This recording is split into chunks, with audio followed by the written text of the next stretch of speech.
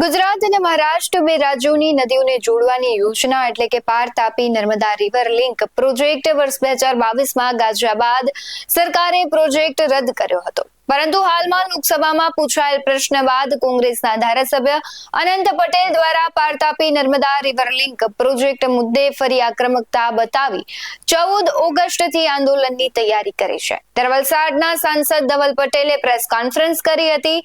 કોંગ્રેસે ધારાસભ્ય આદિવાસીઓને ગુમરાહ કરીને પોતાનું અસ્તિત્વ બચાવવાનો પ્રયાસ કરે છે તેવું કહ્યું હતું। ત્યારે રિવર લિંક પ્રોજેક્ટ થવાનું જ નથીની સ્પષ્ટતા પણ કરી હતી। સમગ્ર મામલે અનંત પટેલનું છે નિવેદન આવ્યું છે તેના વિશે જ આજે વાત કરવી છે। નમસ્કાર, BS9 TV ન્યૂઝમાં આપની સાથે હું ભગવતી વિશાવડિયા।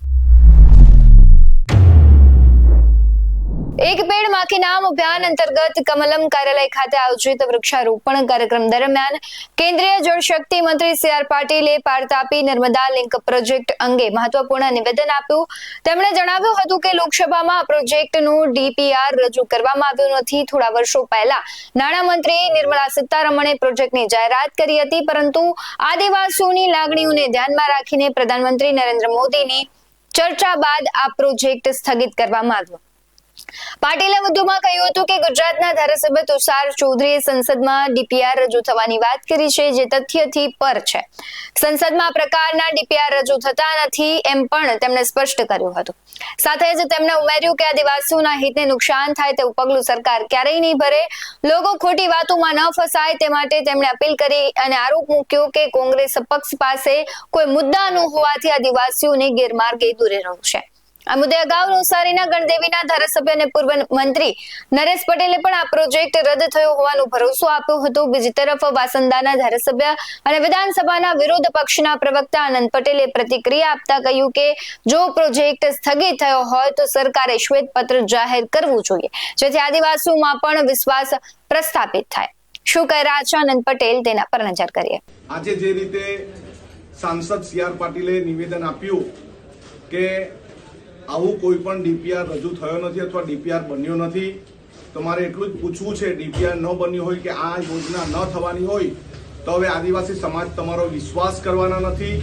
તમારે જો આદિવાસી સમાજનો વિશ્વાસ સંપાદન કરવો હોય તો આ યોજના હવે પછી કરવામાં આવશે નહીં એવું લેખિતમાં આપો, નહીં તો લોકસભામાં વ્હાઇટ પેપર શ્વેતપત્ર રજૂ કરો કે આ યોજના કદી પણ બને નહીં અને આ યોજના કોઈ પણ દિવસ આ વિસ્તારમાં ડેમ બનશે નહીં એવું વ્હાઇટ પેપર તમે રજૂ કરો।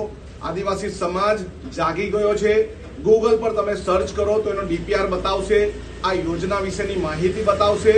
એટલે આદિવાસી સમાજ ભોળા છે એને ભોળવવાની કોશિશ નહીં કરો, આદિવાસી સમાજને મૂર્ખ બનાવવાની કોશિશ નહીં કરો। અમારું આયોજન 14 તારીખની આર પારની લડાઈનું આયોજન છે।